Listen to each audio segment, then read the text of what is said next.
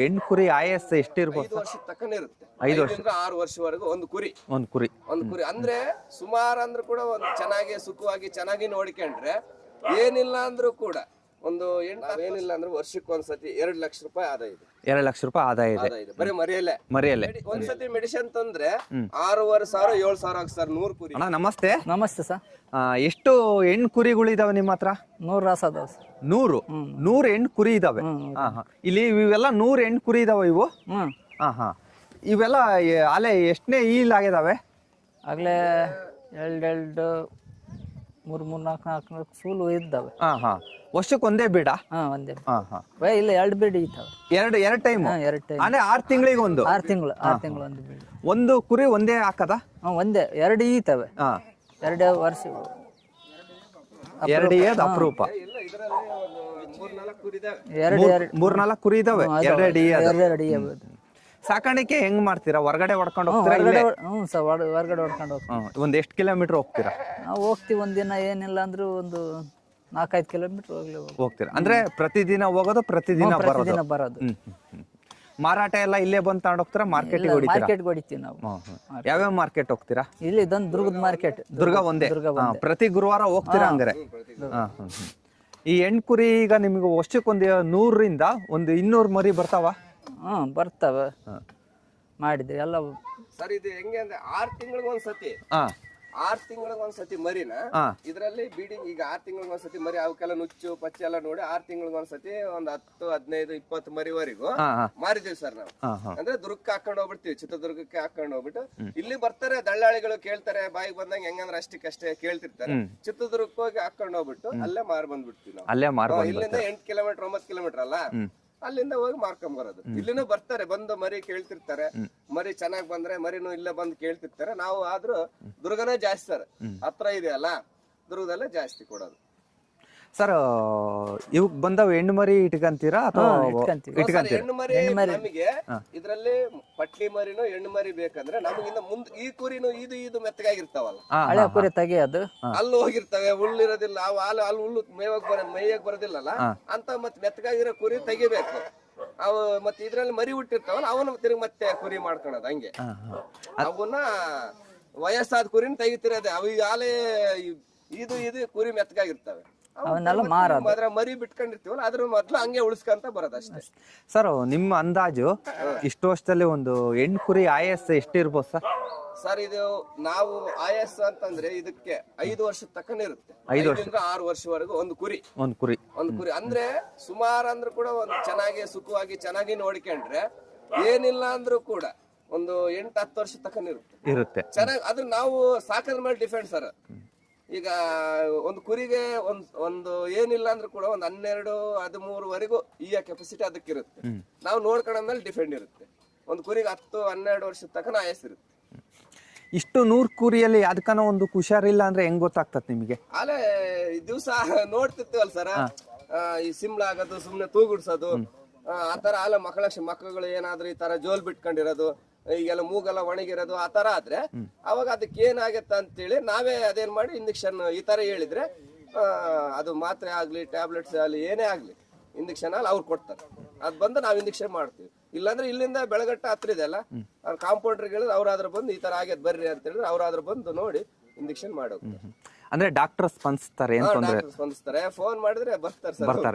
ಸಮೀರ್ ಅಂತ ಹೇಳಿ ಕಾಂಪೌಂಡರ್ ಇದಾರೆ ಅವರು, ಫೋನ್ ಮಾಡಿದ್ರೆ ಬಂದು ಮಾಡಿ ಹೋಗ್ತಾರೆ ಸರ್. ಅದ್ರ ಬಗ್ಗೆ ಏನಿಲ್ಲ. ನಿಮಗೆ ಮರಿ ಯಾವ ತಿಂಗಳಲ್ಲಿ ಬರ್ತವೆ ಜಾಸ್ತಿ ಸರ್? ಈಗ ಈ ಎನಿ ಟೈಮ್ ಕುರಿ ಚೆನ್ನಾಗಿ ಸುಖವಾಗಿದ್ರೆ ಅಲ್ಲ ಮರಿ ವರ್ಷದಲ್ಲಿ 2 ಟೈಮ್ ಮರಿ ಹಾಕುತ್ತೆ ಅಂದ್ರಲ್ಲ, ಯಾವ್ಯಾವ ತಿಂಗಳು ಮರಿ ಬೀಳುತ್ತೆ? ಇಂಥ ತಿಂಗಳು ಈಗ ಜನವರಿಗೋ ಫೆಬ್ರವರಿಗೋ ಮಾರ್ಚ್ಗೋ ಆ ಟೈಮ್ ನಲ್ಲಿ ಮರಿ ಸಿಗ್ತಾವ ಅಥವಾ ಡಿಸೆಂಬರ್ ತಿಂಗಳಲ್ಲಿ? ಬೇಸಿಗೆ ಡಿಸೆಂಬರ್ ತಿಂಗಳಲ್ಲಿ, ಜನವರಿ ಡಿಸೆಂಬರ್ ತಿಂಗಳ ಅವಾಗ ಒಂದ್ಸತಿ ಒಂದು ಬೀಡ್ ಸಿಗುತ್ತೆ.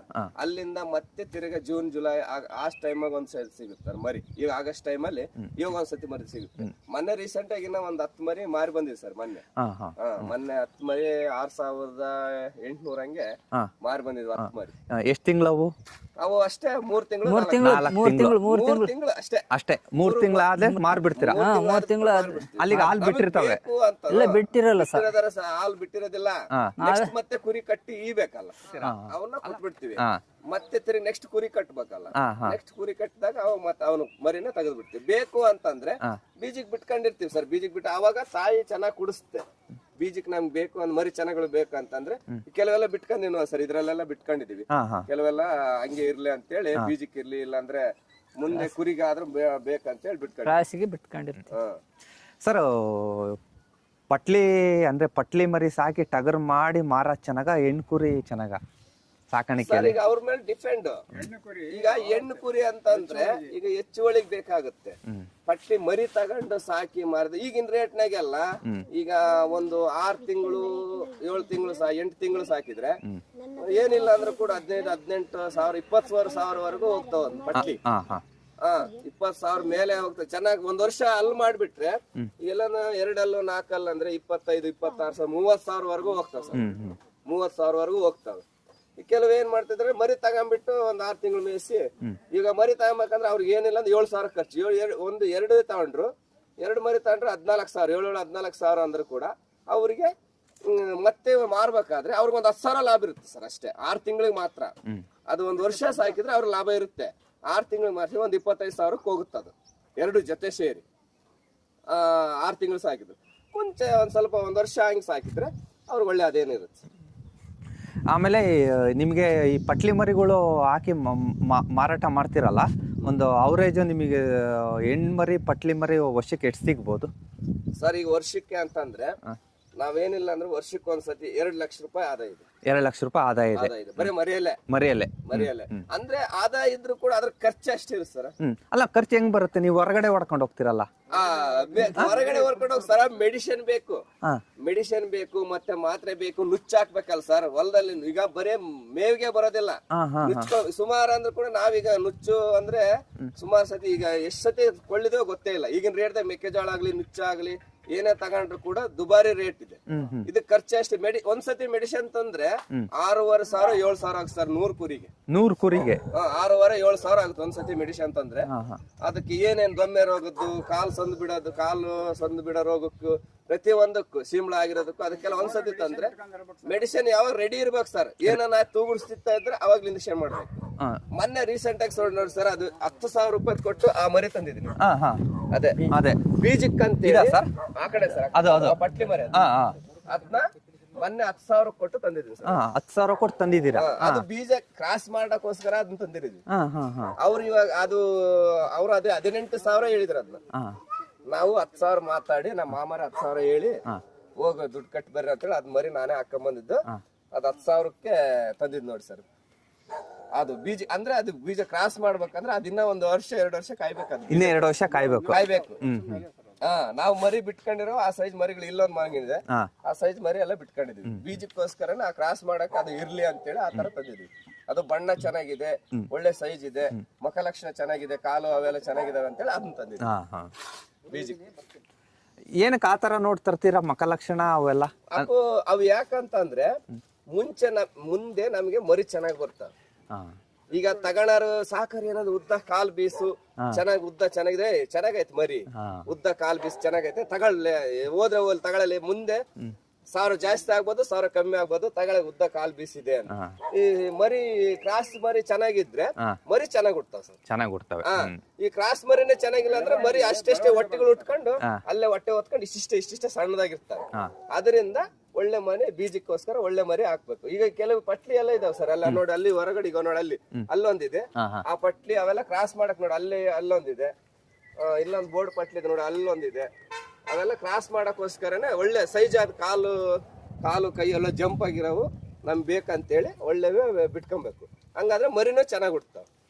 ಅದರಿಂದ ಒಂದು 80 ಹೆಣ್ಣು ಕುರಿ ಇದ್ರೆ ಅದಕ್ಕೆ ನಾವು ಬೀಡಿಂಗಿಗಂತ ಎಷ್ಟು ಟಗರು ಬಿಟ್ಕೋಬಹುದು ಸರ್? ಅದು ಟಗರು ಅಂತ ಅಂದ್ರೆ ಈಗ ನಾವು ಸುಖ ಪಟ್ಲಿ ಚೆನ್ನಾಗಿದ್ರೆ ಒಳ್ಳೆ ಬೀಡಿಂಗ್ ಮಾಡ್ತಾವ. ಒಂದ್ 80 ಕುರಿಗೆ 4 ಪಟ್ಲಿ ಇದ್ರು ಸಾಕು ಮಸ್ತ್ ಆಗುತ್ತೆ. 4 ಪಟ್ಲಿ ಅಲ್ಲಿ ಅವು ಪಟ್ಲಿ ಇದ್ರೆ ಹೊಡೆದಾಡ್ತಾವ. ಅದು ಕುರಿಯಲ್ಲಿ ಹೋಗ್ತದೆ ಸರ್. ಅದು ಕುರಿಯಲ್ಲಿ ಹೋಗ್ತಾ ಅದು ಬಾರಿ ಹೊಡಿತತ್ ಟೈಮ್ ಆದ್ರೆ ಕುರಿನೂ ಹೊಡಿತತ್ ಅಂತೇಳಿ ಅದ್ ಮನೆ ಮುಂದೆ ಕಟ್ಟಿ ಹಾಕಿರೋದು ಅದು. ಈಗಿರೋ ಮಾತ್ರ ಹೋಗ್ತಿದಾವ ಅಷ್ಟೇ. ಹೋಗ್ತಿದಾವೆ. 4 ಇದ್ರೆ ಸಾಕು, 80 ಕುರಿಗೆ 4 ಟಗರ್ ಇದ್ರೆ ಸಾಕು ಸರ್. ಬೀಡಿಂಗ್ ಅಂದ್ರೆ ಒಂದೇ ಟೈಮ್ ಬೀಡಿಂಗ್ ಒಂದೇ ಟೈಮ್ ಏನ್ ಬರೋದಿಲ್ಲ ಸರ್. ಆ ತರ ಆಗುತ್ತೆ. ಇವತ್ತಿನ ದಿವಸದಾಗೆ ಭಾಳ ಗಲಾಟೆ. ಈಗ ನೀವೇ ಈಗ ಹಿಂಗ್ ಹೊಡ್ಕೊಂಡು ಹೋಗ್ತೀರಾ ಅಂದ್ರೆ ಈ ಪಕ್ಕದೊಲ್ದಾರ ಯಾಕೆ ತರ್ತೀರಪ್ಪ, ಯಾಕೆ ಓಡ್ತೀರಾ ಅಂತ ಗಲಾಟೆ ಮಾಡ್ತಾರೆ.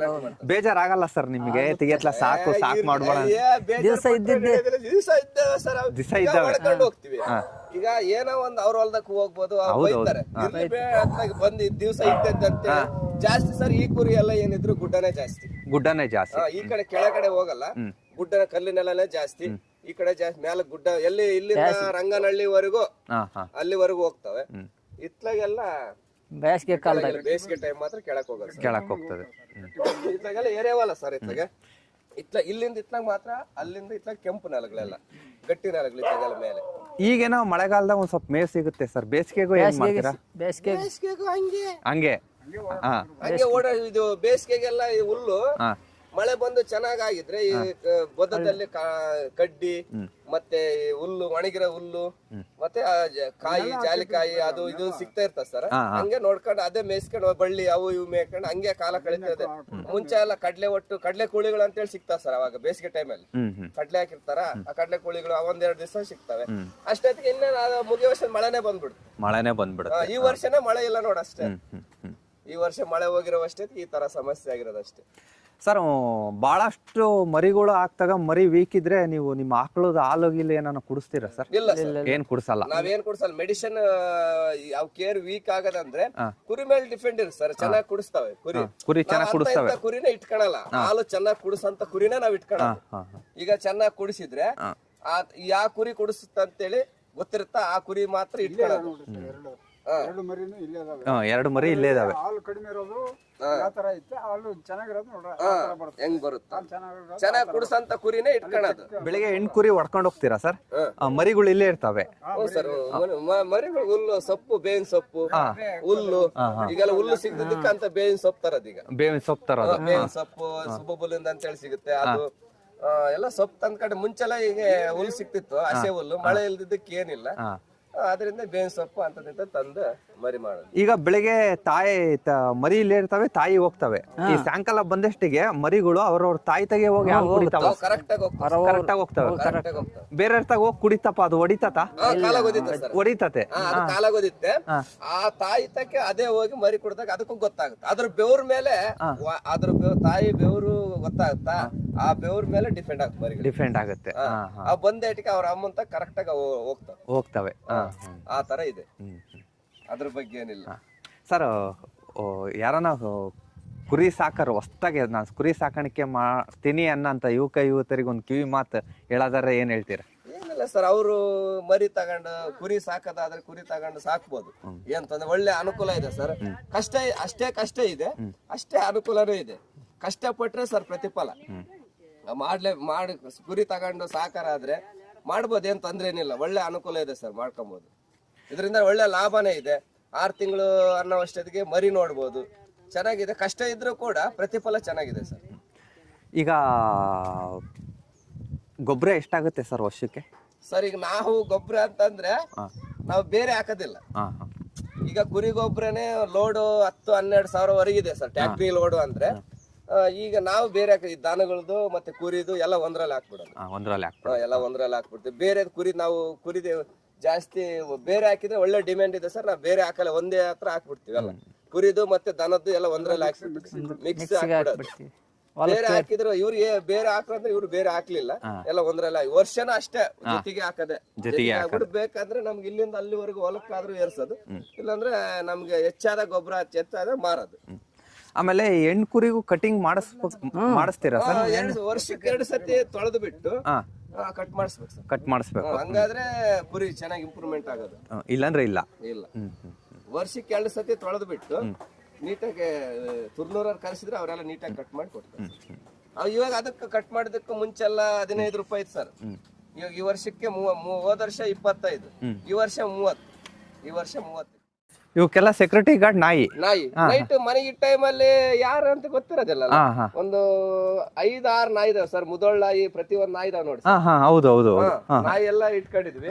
ಅವೇ ನೈಟ್ ಮನುಷ್ಯರು ಬಗಳಿದಾಗ ಎಚ್ಚರಿಕೆ ಆಗ ಸರ್ ಅವು. ಹಾ ಹಾ ಇಲ್ಲಾಂದ್ರೆ ಮನೆಗ್ದಾಗ ಸತ್ತಂಗ ಒಂದೇ ಬದುಕಿದಾಗ ಒಂದೇ. ಆ ನಾಯಿ ಇದ್ರೆ ನಮಗೊಂದು ಸೇಫ್ಟಿ ಸೇಫ್ಟಿ ಸೇಫ್ಟಿ ಹಾ ಹಾ ನಾಯಿ ಇದು ಹೊಲ್ದಾಗಿರೋ ಮನೆಗೆ ಅದು ಸೇಫ್ಟಿ ಸರ್. ಸೇಫ್ಟಿ. ಟೋಟಲ್ ಎಷ್ಟು ನಾಯಿ ಇದಾವೆ ಸರ್? ಈಗ ಒಂದ್ 6-7 ನಾಯಿ ಇದೆ ಸರ್. ಈಗ ಹಾಲು ಮುದ್ದೆ ಹಾಕ್ತಾರೆ ಸರ್. ಈಗ ಹಾ ಹಾ ಅವು ನಿಮ್ ಜೊತೆ ಬಂದ್ಬಿಡ್ತವೆ? ಕುರಿ ಜೊತೆಗೆ ಹೋಗ್ತಾವೆ ಸರ್. ಕುರಿ ಜೊತೆಗೆ ಹೋಗ್ತವೆ. ಮನೆ ಮುಂದಿರೋವು ಮನೆ ಮುಂದಿರ್ತವೆ. ಕುರಿ ಜೊತೆಗೆ ಹೋಗೋ ಕುರಿ ಜೊತೆಗೆ ಹೋಗ್ತವೆ. ಕುರಿ ಜೊತೆಗೆ ಹೋಗ್ತಾವೆ.